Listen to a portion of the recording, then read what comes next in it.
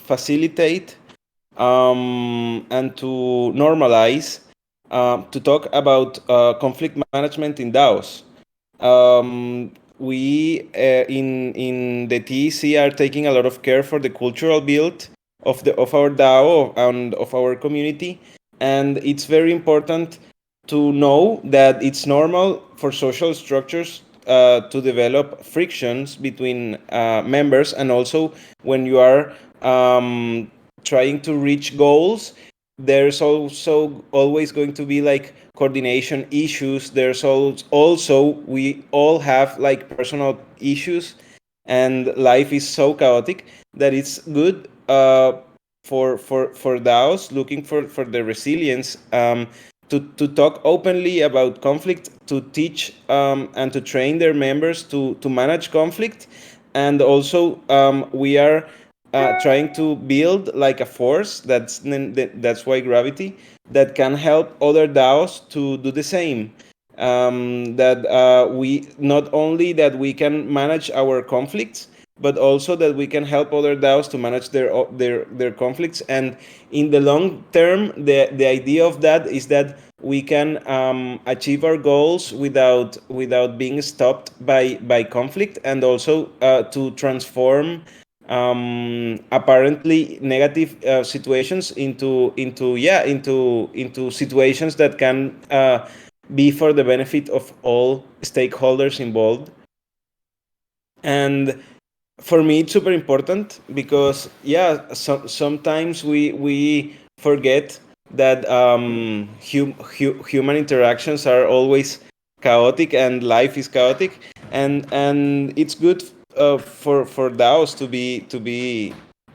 to include that into the equation of possible things that may happen, so that they are prepared for that, and so that we can also foster the well-being of all members in the community. Because normally we have seen and we are taught of conflict as something that is through adversarial methods, that you are one against the other, and through dialogue, and that is the process that we foster in gravity. The idea is to be able to incorporate the other positions, and to look and like for agreements, not seen as a single truth, or seen as or seeing one point of view as a single truth, but more seeing on agreements on what suits the best for everyone. And that is like the main idea behind gravity. And we all have this like weekly sync where we discuss about several topics, and also we follow a roadmap. So I am going to start sharing my screen, and also I am going to start recording with the bot. Okay. So as I said in the community call question, this was a question that came into my mind yesterday. And when you can have whatever you want, the important question is, what do you want? And I was thinking on this because I was talking with my brother, and he told me like, hey, I want so many things, but I don't know how to achieve them. And I told him like, okay, you can achieve whatever you want, but you cannot achieve all at the same time. You first you have to be clear on what do you want, and first achieve that, and then you can think on what other thing do you want. But it's always good to be clear on what is like our goal. And at the same I was thinking about management as something that helps us to not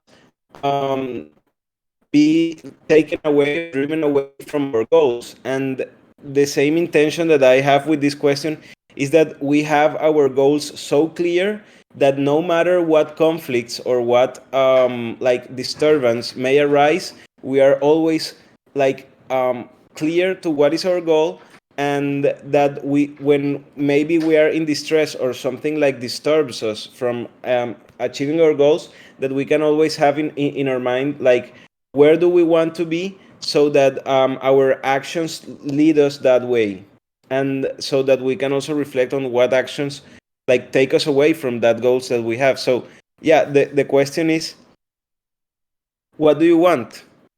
like like you can have whatever you want, but what do you want? And it's not an easy question, because like yeah, sometimes we want a lot of things, and or sometimes we think that it's too difficult to get what we want, and instead of thinking what we want, we think of the obstacles of getting into that. But right now, instead of thinking into obstacles, try to think in just one big thing. What do you want? And yeah, like yesterday was full moon, and I was like meditating a little bit with my brother, and I was thinking like, what do you want to achieve in your life? And like for me, I want to discredit and abandon models that foster man-to-man exploitation, and I want a nurturing space around me full of love and forgiveness. I say this because I have also been listening a lot to this song of Bob Marley that is called War, that he says like when the philosophy that states that one man is superior to another is abandoned, until that moment everywhere is war. And yeah, so more or less I think so in that way, like when until we stop exploiting each other, like there's gonna be a lot of conflicts. So like what I want to, like my big goal or something that I set for my life, that I want to like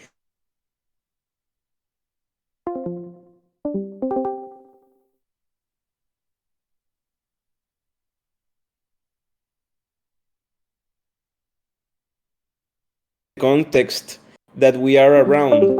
And I want my context, the context around me, to be full of love, to be full of forgiveness. And that's something that starts with me, but that's also the things that I will be able to see around me. So yeah, I answered the question. I hope you liked it, and I will pass it to Livy. Oh, what what do you want? If I could have whatever I want, what do I want? Yes. Uh I wasn't prepared for that. I think I think I have a lot of what I want. Like I feel very content with what I have. Um I think I would want I think I want like immaterial thing. Maybe I would want maybe I would want to always be grateful, to like never lose my ability to be grateful, to to always be humble no matter what I have, to have health and be able to share joy with with the people I love and everyone, and I don't know, to offer something meaningful to everyone that crosses my path. And I pass to Nate.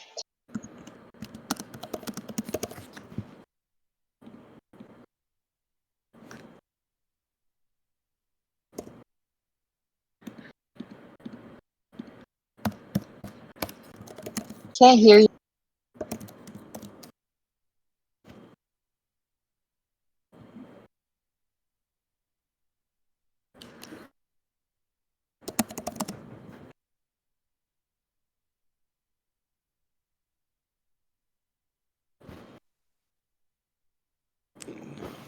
Todavía no. Still can't hear. Can anybody hear him? No, I can't hear. Like, we can't hear you, Nate. No, we can't hear you. He says, here, I'll just take it really quick. It's really hard. This is a huge question, and I'm not going to go as existential as a lot of you guys. Honestly, I just want to learn. I want to be able to learn as much from the PEC hatch as possible, so that we can launch more commons and in a better way, right? Like this, I do think this hatch is going to be awesome, but I just really want to make sure that we are set up to learn as much as possible from this first one, so that we can achieve. It's kind of the first step in achieving, like, oh, hey, people who create value for society can be rewarded through economic models, right? And so that's just the first step. I'll pass it to Chewy. Thank you, Griff. I think it's a very interesting question to ask after the pandemic, because pretty much every one of us asked this question like over and over, and it kept changing, and I think that everybody like slowly starts like getting into a new like and redefined path that pretty much is like with what we have, and I think that's something really really like beautiful to see, like a really beautiful change. And I guess I would like what I want is like to never like stop learning stuff. Uh, just like Griff said, like with learning about this hatch, but just like in general, I think there's always like a clear before and after when a person decides that he or she knows enough already. It's like, I don't know, like it's something that also like sometimes catches you like from behind, and yeah, like I try to keep that idea present. And I would also like Livy, like when she says that never lose an ability. I would add to that, to never lose an ability to surprise yourself and what you can always achieve. So I think it's a way of always having something new, and instead of like looking back and maybe be just like conformistic about it. I don't know. Like yeah, always part of the same thing of always learning. And I'll pass it to Katie. Thanks, Chewy. That's a great question. I think I'm gonna spin it a little bit for me and just be like super honest and say I want to not feel inadequate. I feel very inadequate because I don't have enough time to do everything that I want to do. So, for example, right now, it's like all of what you all are saying. I want to be learning. I want to commit so much time to all of the learning, but at the same time, I have to be a parent. And it's like I can't be in two places at one time. And it creates this feeling of inadequacy. So I guess probably if I meditate on this, I can come up with a more positive spin on my answer. But for now, that's my honest feeling. So I guess some of what you were saying, Juan Carlos, like if I can sort of slow down and be grateful. I mean, gratitude is probably something I can put on the table in this answer. And lately I've been thinking a lot about what's the word? The mantra that I get to do something as opposed to I have to do something. So I get to be part of the TEC. It's extraordinary. I'm like, my gratitude for that is enormous. And I get to be a single parent. I get to be a parent. I get to, right before our community call tonight, I was like running around outside playing tag for an hour. And so I leave it at that. Maybe somehow if I could have anything I wanted, I want another lifetime, or like I want 48 hours for every 24 hours. So I don't know how I can ever attain that, but I think gratitude plays a role in there somewhere. Okay, I will pass it to Mensch, to Ivo.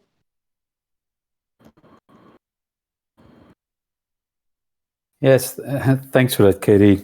That's quite inspiring. I feel a little bit overwhelmed by the magnitude of the question, which is so easily asked. And then if you turn inside and actually like let it sink into you, like on these various levels, that we all are as human beings, and you get multiple answers from these various layers. My body wants safety and belonging, and wants respect, and these are quite connected to what you could say like ego drives, and then there's like the selfish or self-conscious part, maybe, that goes to these higher wishes. And once, I don't know, in a enlightened society, again, like I was also touched by, I think it was Chu who said, like this non-rivalrous, or no, it was you, Juan, who doesn't want to live in a system that makes people sick and mentally ill, and a world that is basically free of suffering, and I think I'm all of a sudden what comes up is this this sentence that I was taught when I was doing what was called a course on soul, and I hope I'm paraphrasing it correctly, but it was about like your purpose, or your soul's purpose is, where your deepest gladness and the world's needs meet. And I think actually that is quite a good heuristic for learning to know what to want, because that's a real journey. It's a real skill.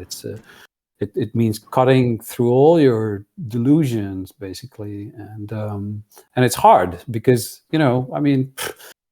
if I look at my previous relationships, for example, all the things that I thought I wanted were just bullshit.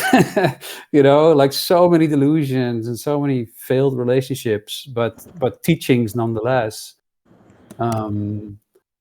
So yeah, to work with the question demands such humility, and even to ask it demands such humility, and that I don't always possess, and especially when you're making decisions for other human beings, then you just it's almost like a weight that is too much to bear, and so it's an open question, and and parallel to the process of aging, moving in time together with others, it's being reinvented and squashed in every interaction that is true, right? With true interaction with other human beings, and then it changes. It's so what do I want? I think I think I want to be real, and I think I want truth, and I think I want that to be shared, and I want it to be ripple out, to others. I'll just leave it at that. In fear of rambling. So, but thanks for asking the question. It's a beautiful question. I'll pass it to the pink cat. I don't know who that is, but let's see. Metaverde. Metaverde. Yes, Metaverde. Yeah, it's a rabbit. Rabbit. Oh, sorry. Yeah, it is. So, like physically, what I want is a couch and a new car, but I'm not sure what I want. So, and now it's a bloodbath. So the new car is on hold. I actually ordered a couch on eBay, and the order got canceled, and my money's getting refunded, and I have a big empty living room that needs a couch. And as far as real things go, I want to be more patient. I am more patient than I used to be, so I know that it's working. And I want to be more thoughtful and gentle in my speech. I would like to get the same points across that I do, but in a more thoughtful and gentle way. Because I just kick myself for days after I'm obnoxious, and I apologize. And I have no idea to whom to pass. Mr. Juan, can you help me out? Yeah, I think Has that Zeb gone? Has Paul gone? Paul hasn't gone.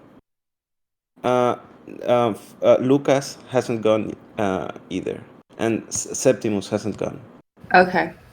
Wow, I am keeping track. I love it. Paul, would you like to go?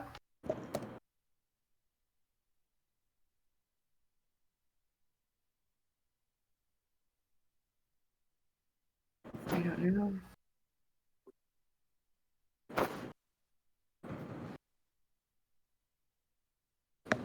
Okay, so let's try Zepti. You ready? Zeptimus, you down? Yeah, I can take it. Thank you, Metaverde.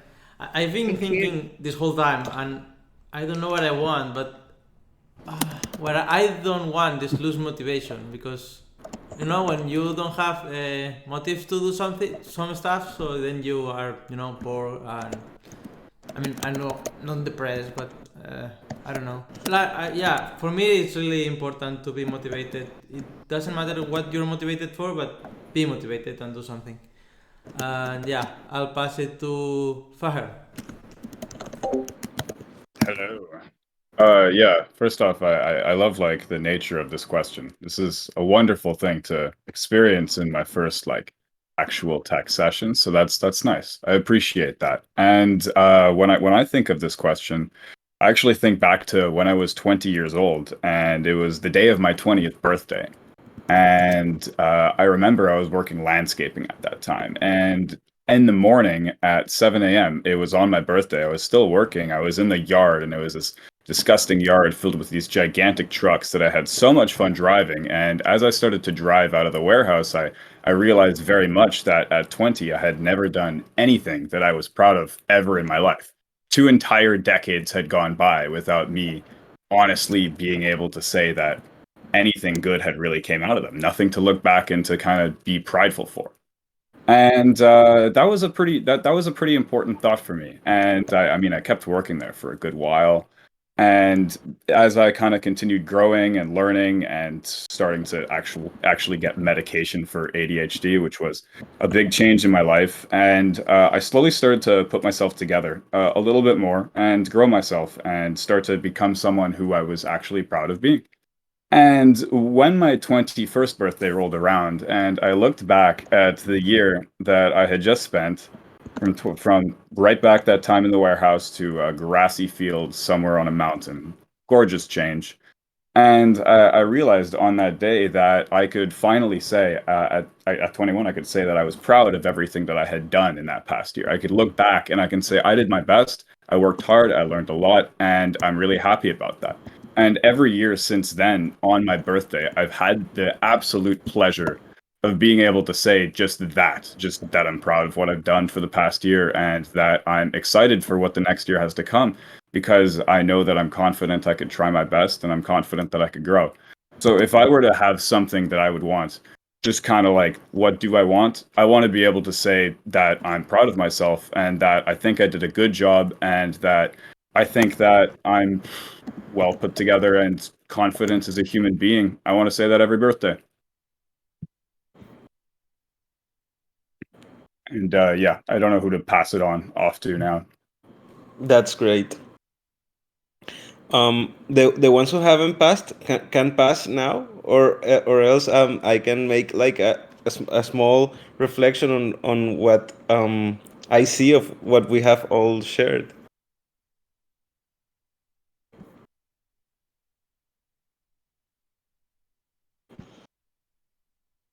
Well, yeah, as I told you yesterday, this question came into my mind, and like, what do I want? And the question and the answer that I received also is that you already have what you want. So we already have what we want. We have chosen to be here. We have chosen our problems. We have chosen our vulnerabilities. We have chosen our strengths. We have chosen, like, lately I have been having like more and more this thinking that like nothing is just casuality, and that it's great that we're just here. I mean, we have chosen to be here. We have chosen to get up, and we have chosen for the past, for all of our life, the actions that we want to reproduce, and the actions that we want to materialize in our life. So I really like what Lucas said, and yeah, all the time we are building and walking towards what we want.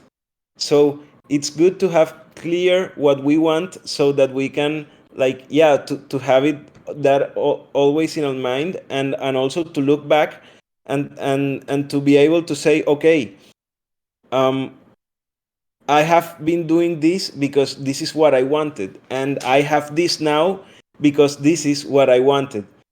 And shifting that mindset helps us, because we sometimes ask ourselves, like, why are we here? Like, what brought us to this position? Or when something that we don't want to happen happens, we ask, like, yeah, why why did this conflict happen? Or why did I crashed with that boulder? And and what I think in my deepest feelings is that, yeah, like, we always materialize what we need, and life is just so amazing that it always shows us, like, and presents to us a way to keep learning, and to keep asking, and to keep materializing, and like what we want. And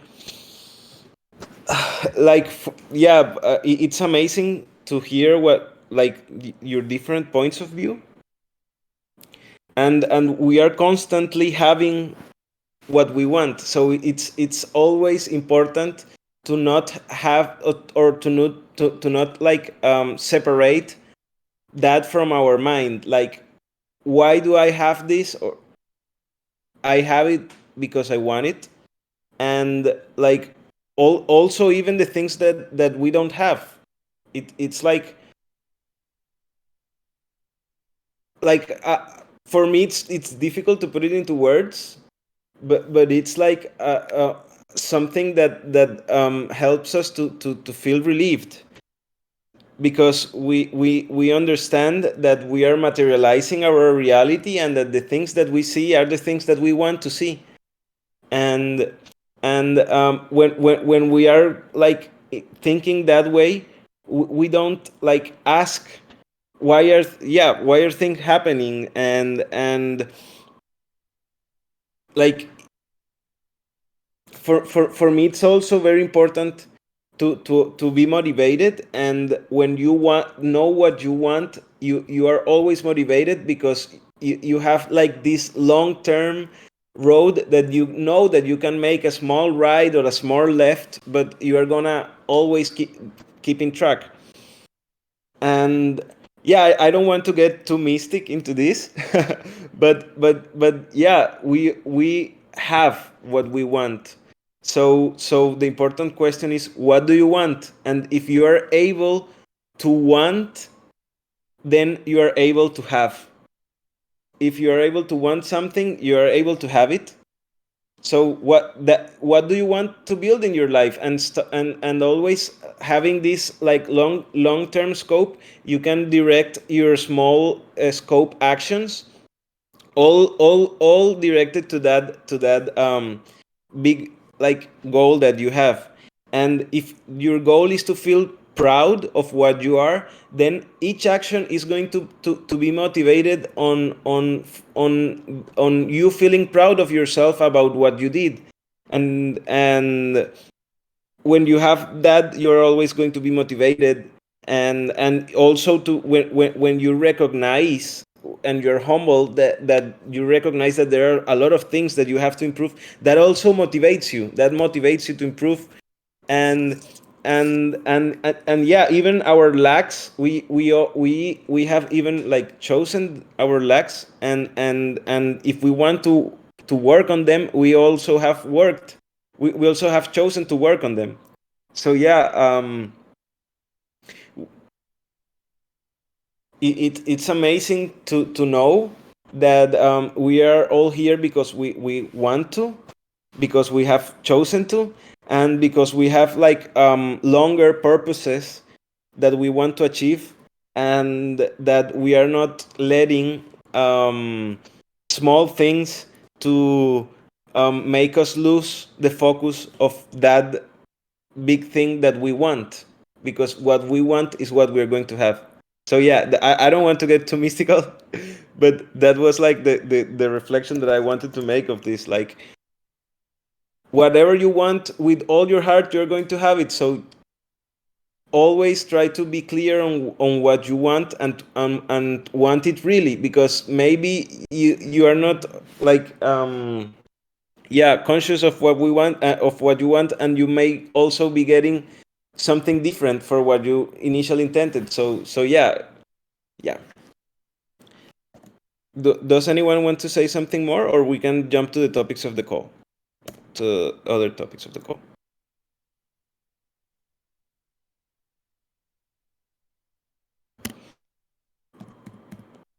Okay, so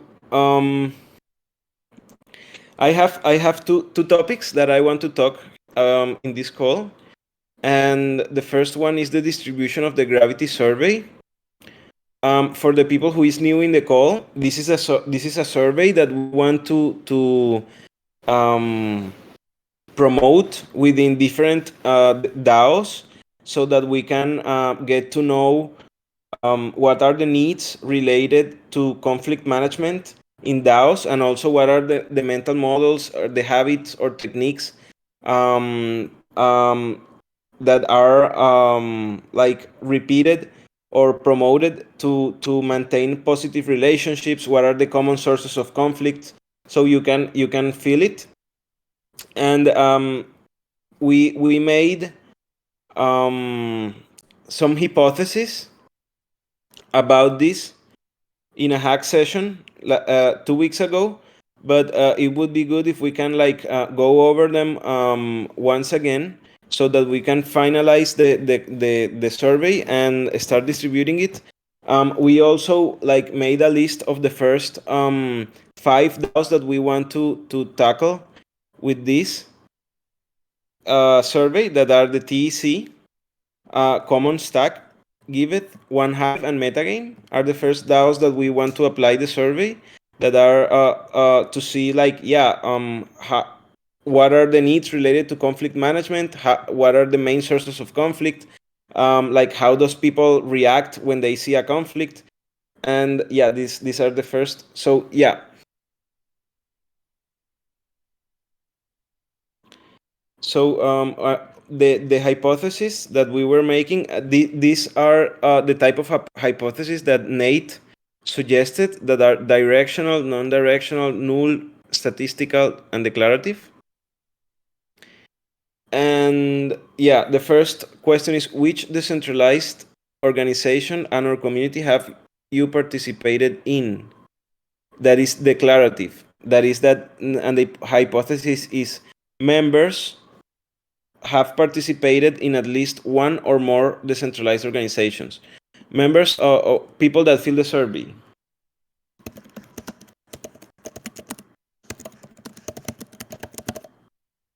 What mental models, habits, or other techniques do their communities you participate in promote to maintain positive relations among the community? This is also this has two hypotheses, and the declarative is that decentralized communities promote at least one mental model, habit, or other technique to foster positive relationships. And directional is that there is a positive relationship between the number of mental models, habits, or techniques that the community promotes and the frequency of conflicts experienced or observed.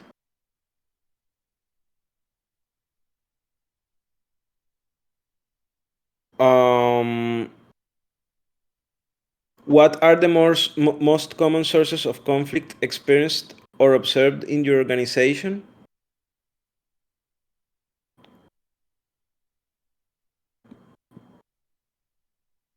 So in here we haven't had like a polished hypothesis. We had like two, but we didn't like know how to frame it in just one good sentence. But the idea is like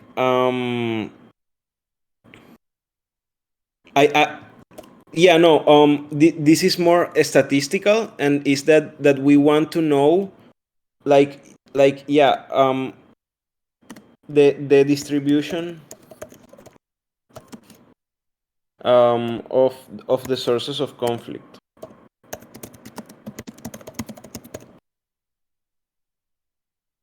The question number 4 is, what other mental models, habits, or techniques for promoting healthy community relationships do you wish your organization had?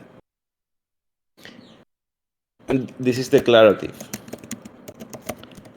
Members desire the communities to have diversity of practices to promote healthy relationships. May be seen within other organizations or from feedback.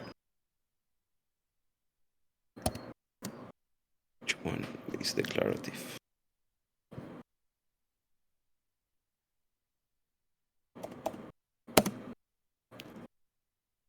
Question number 5 is, there are different difficulties in managing different diverse conflicts. No, this is not the question. This is the hypothesis. I am going to copy the question.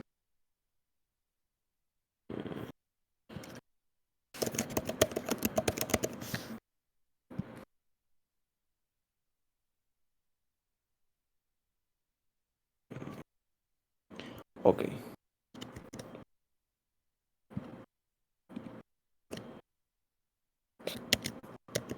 For you, what conflicts are most difficult, are most challenging to manage? And the hypothesis behind this is that there are different difficulties in managing diverse conflict. We want to know what is the individual perception of the most challenging conflicts, and if we could identify common points to improve the gravity process. I think this is statistical.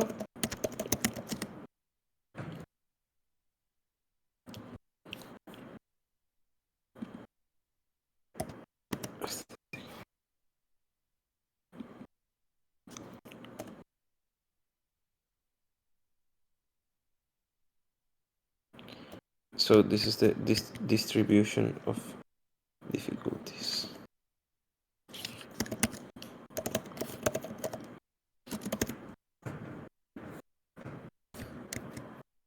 I am not like a survey expert, but I am trying to follow with the advices that Nate and Didan have said, so that we can like then analyze the outcome of the survey in the best way possible.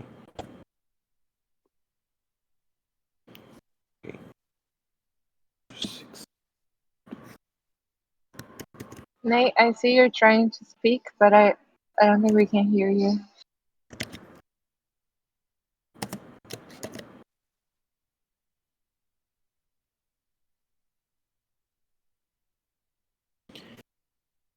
Number 6 is, where are you reluctant to discuss or likely to ignore a problem?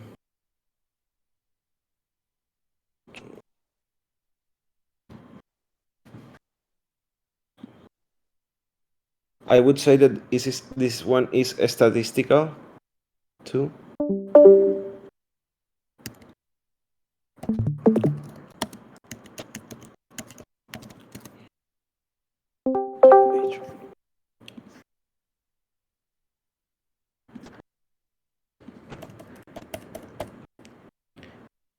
Question number 7 is,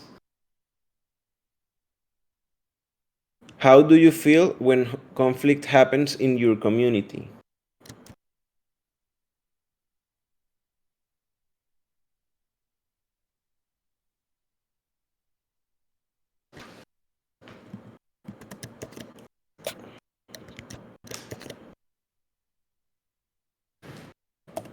How do you feel when conflict?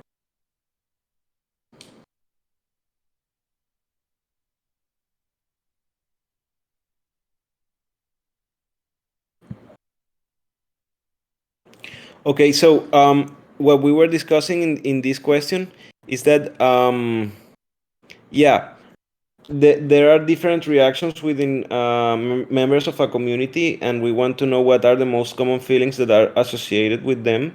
So in the options move in a range from negative to normal or positive understanding of conflict, and the hypothesis is that members of the centralized communities tend to associate conflict with negative feelings. Like yeah, that's the hypothesis, that when people in the centralized community see conflict, their first reaction is that to feel negative feelings, or or and yeah, maybe that would be something to work on, because um, the best reaction is not like to negate feelings, or to avoid them, but to be able to talk about them, to face them, and also to be able to understand that when conflict arises, it's not something that it's um, unnatural, or it's something that we should feel like like that we shouldn't talk about it, or that maybe it's something awkward. So yeah, maybe the idea and the hypothesis behind this is that there is no much people, or that will react positively to conflict, at least at this stage. And maybe in some time we can continue having this same survey, and we can say like, okay, after, I don't know, 2 years of having gravity, maybe people in the in the same decentralized organization now, they don't feel the same negative feelings when conflict arrive, and they are more open to talk about it, or they associate it to something more normal. So yeah, that's the hypothesis behind this. But we are also polishing this survey, so that yeah, we are able to distribute it, and to analyze its outcomes, also for polishing and for improving our processes.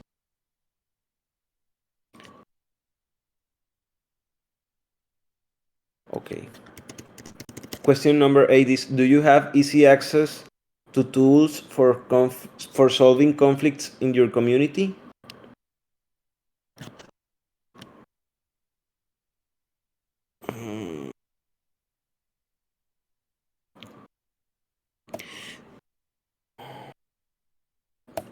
So yeah, the hypothesis behind this one is, do communities take into account Ostrom's 6 principle to provide easy access to conflict management mechanisms?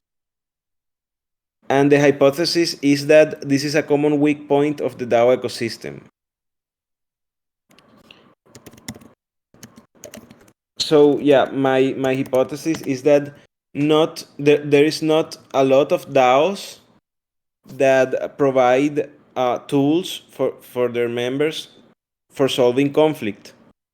So that is like a weak point of the DAO ecosystem, and that is something that we can work on. But yeah, it's an hypothesis.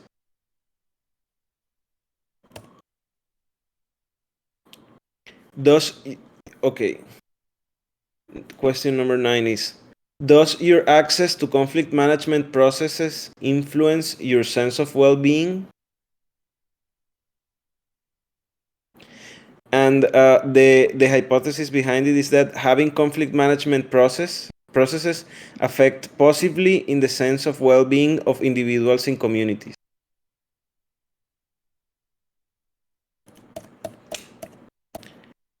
Question number 10 is: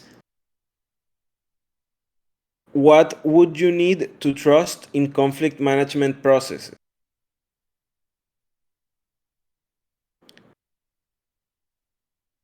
And yeah,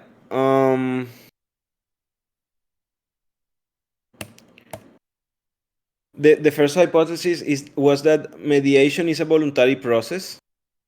And with this question, we want to identify how big is the support and willingness of the ecosystem to participate in alternative dispute resolutions to solve conflict. And yeah, and this is, I think, is also statistical, because we want to know, like, what does the member needs, or what are the members desires to trust in a conflict management process, so that we can add all that into our way of approaching people and conflicts. So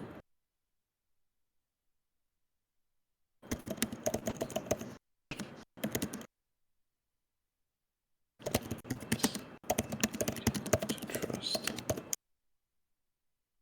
Okay. Question number 11 is: how would you prefer to communicate about a challenging situation? And this is also statistical, because it's to look for the ways of how, like, what are the channels that we have to have available for the people to communicate about any challenging situation. So this is also statistical.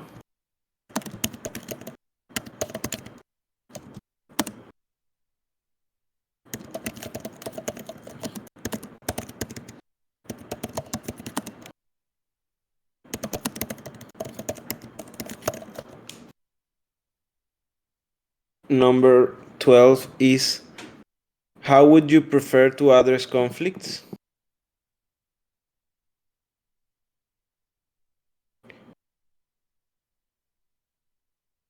Prefer to address conflicts. And this is also statistical.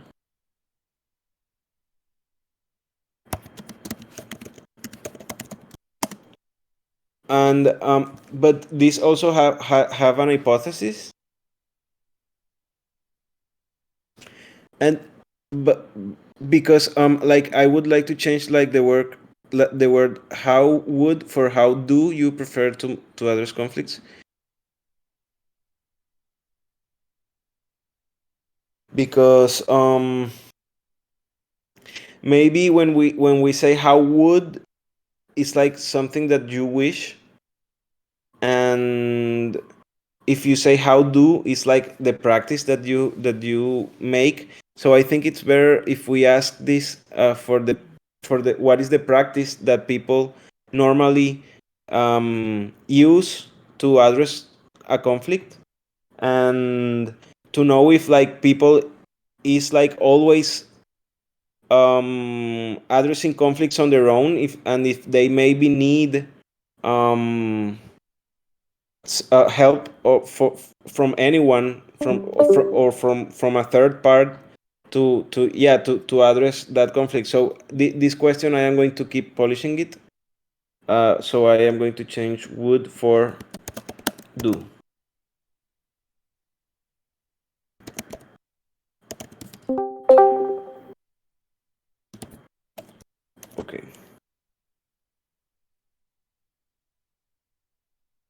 Question number 13 is. Oh, see. Question number 13 is. Who would you feel most comfortable with as a mediator? Trained peers in your community, trained peers among other communities, and other. This question is because there are communities that are big enough to have gravitons like the TEC, but there are communities that are small and that they cannot afford to have gravitons on their own. So the idea is to also to be able to provide the graviton service to communities who are not big enough to have gravitons on their own, and maybe that would lead for them to request support from trained peers among other communities. And the last question is the name. Yeah. Did it come through? Yes, it sounds. Okay. Now I can hear you. Sweet. Okay, I'm sorry. Been trying to get this to work for a minute. I was just going to say that this survey is intended to be an exploratory survey for the first one, and then we intend to have follow-up surveys within. So the hypothesis is kind of a sense-making process to guide our survey further. Once we get results and say, okay, either it satisfied that hypothesis or not, and then we can build onto it to see what other DAO communities really need within their organizations. So sorry to interrupt. I just wanted to throw that out there. And thank goodness this works again. Thanks, Nate. And yeah, maybe we are on the top of the hour, but it would be good if we can have a hack session to continue polishing the strategy for the distribution of this survey, and also there are other small things that I would like to advance on Gravity, but I think that we can also continue working on them during the week. And I want to make access and a document where we can inform the access to the registry and to the type form, so that people can know who are the ones that have access to that information. I took that idea from Gravity, from Transparency.